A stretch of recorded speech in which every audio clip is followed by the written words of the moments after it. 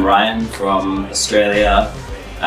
Midnight Magazine is a creepazoid from the fourth dimension on the run from interdimensional police, wanted for VR sex crimes and unpaid parking tickets in at least 12 different universes.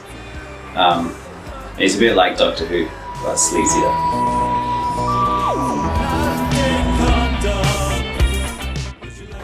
Yeah, I've been pretty into music since I was about 19, I guess. First kind of got into Nirvana and all the grunge stuff as a teenager and learned to play guitar, and then got into maybe some of the industrial stuff like Skinny Puppy, and then from that point discovered new romantic, new wave, post-punk, all that good stuff, and never really looked back since then. Been in a few different bands over that time, but nothing as good as Midnight Magazine.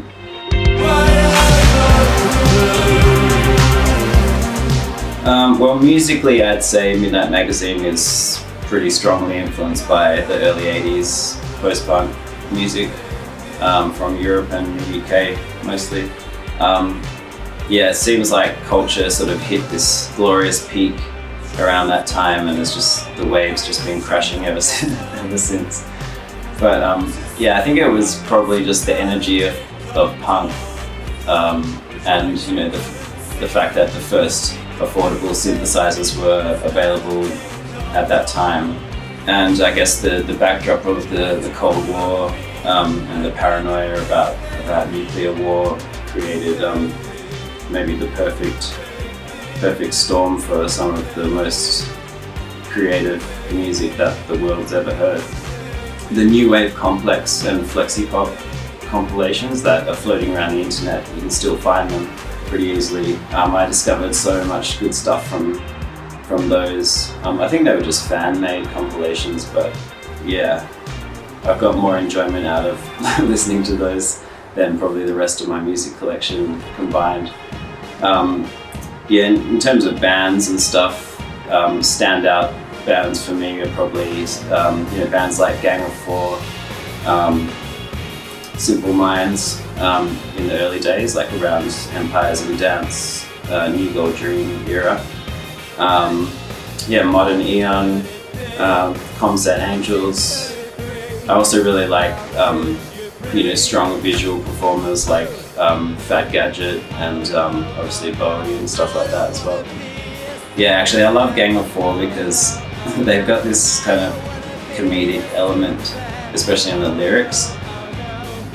Come on, like stuff like I love a man in uniform. It's pretty funny, but I feel like they're still trying to say something serious, but with this kind of lightheartedness or this sort of absurd comedic angle to it, and I really appreciate that. I think that kind of comes out in some of my songs like Out of Date Condoms. It's almost like you can't tell if the singer is being serious or not. You sort of have to make up your mind as to whether the song is just a joke. You don't even know what they're trying to say sometimes, which I really like. The true meaning is kind of ambiguous, but love that stuff. Yeah, I think I just like bands in general with a big guitar sound. But in spite of those kind of 80s influences, I don't really think of myself as doing like retro music or anything like that. I feel like those influences are clearly there, but I like to think that I'm sort of picking up where they left off and guiding music kind of where I thought it should have gone instead of like where it did go. So sort of creating this alternate timeline where the Spice Girls don't exist.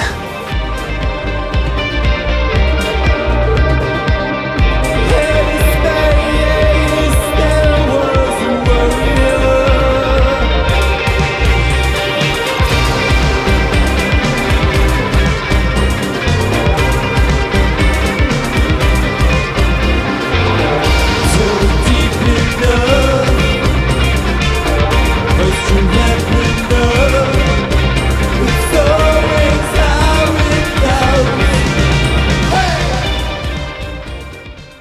other influences, probably like trashy kind of, teen movies. I think there's a real B-grade element to everything that I do in Midnight Magazine, and I kind of like it that way. Like for instance, I'll kind of leave songs almost sounding like they're half finished, or leave mistakes in the recordings, in the visuals, that kind of thing. Because I just think it creates this endearing sort of quality.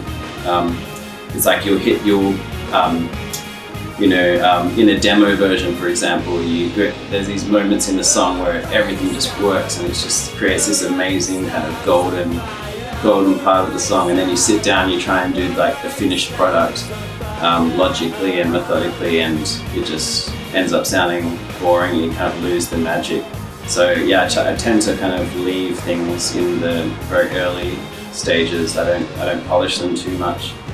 I think also in Midnight Magazine, I try and play with a fairly strongly polarized male-female sexual dynamic, especially in the visuals and things that I use. And that's nothing new, I guess, but I like to do it in a really sort of trashy kind of B-grade way, because I just think that there's sort of electricity in that, and it's exciting and just makes me feel like I've got blood in my veins. Yeah, other than that, little weird things kind of catch my interest and find their way into the music, like late night TV evangelists, some philosophy stuff, a bit of Bukowski, weird cults, Scientology, systems of belief, occult type of stuff.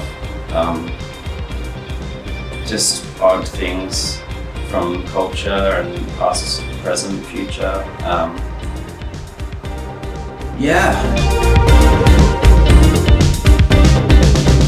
Midnight Magazine rose up out of the ashes of my previous project, Pink Lips. That was more of like a synth-based type of thing, boy-girl, classic 80s duo type of thing. With like me, the extravagant singer, and then a girl who I was in the band with, Haley, who was the cold French, pouty one. She wasn't French though. Ultimately, I see Midnight Magazine as being a two-piece as well, like live synths, live guitars, and singing.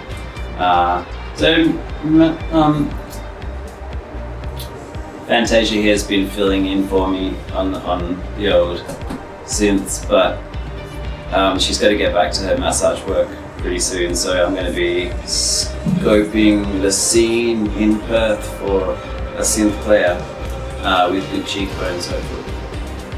Yeah, but Midnight Magazine, I brought guitars back into the mix in a big way. Really just loving guitar at the moment.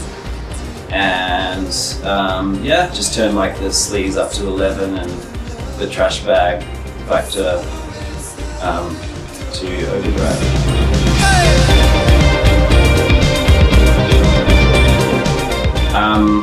What do I want to transmit with this album? Nothing incurable.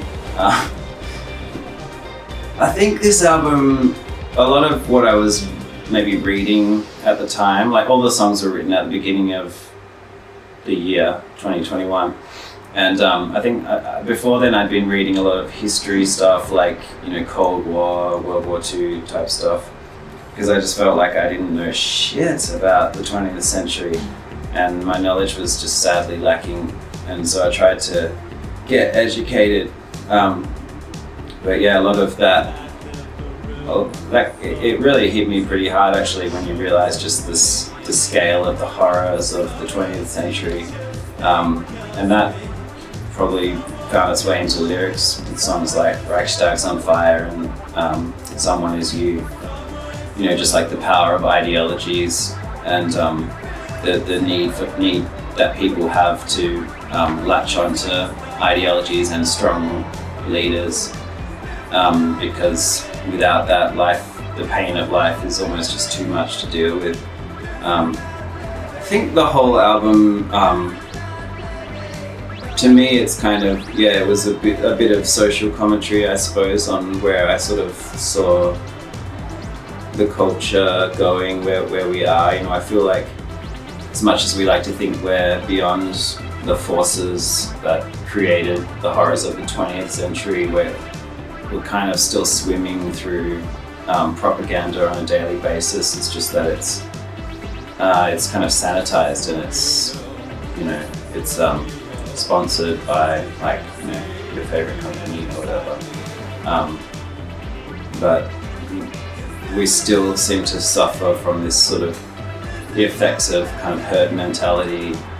It's just like a funny thing about humans, that we need there to be some sort of reason that guides our lives beyond ourselves, like what we can give ourselves. And I think you see that in yourself when you get swept up in things, on the internet or whatever. I really think we're still kind of in the hangover from the death of God or something, and still kind of suffering from the trauma of what went down in the 20th century. There's also, I guess, maybe just a general feeling of anxiety that I have about modern life and about adult life in general, which probably came through in the album. I just don't know what's going on, to be honest. It's with social media and stuff like that, it's just really hard to even know what your own opinion is anymore on anything. So I had to kind of disconnect from a lot of that stuff, and I spent last year during lockdowns living alone and just not working, and I did get a bit of cabin fever for sure, but just cut myself off from everyone and everything really, and I kind of think I feel a little bit more balanced now. I got a little wrapped up in things, or I have done in the past, but writing songs is kind of like an exorcism. Every song is an exorcism kind of thing. So I feel at least 100 grams lighter after recording this album. There's also just general anxiety about modern life and what we're supposed to be doing here. Like, what the hell are we doing? What are we even doing? What are you doing? Like, what the fuck is going on? There's a bit of that kind of in the lyrics and stuff.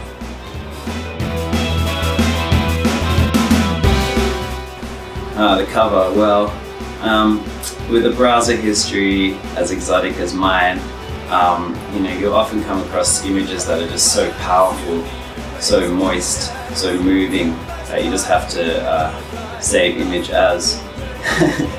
So this was like one of those images, but I didn't really think too much about how it would be received or anything like that.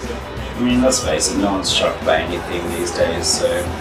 But I think you'll agree that the image does sort of perfectly sum up the experience of modern life. I can't say much more than that.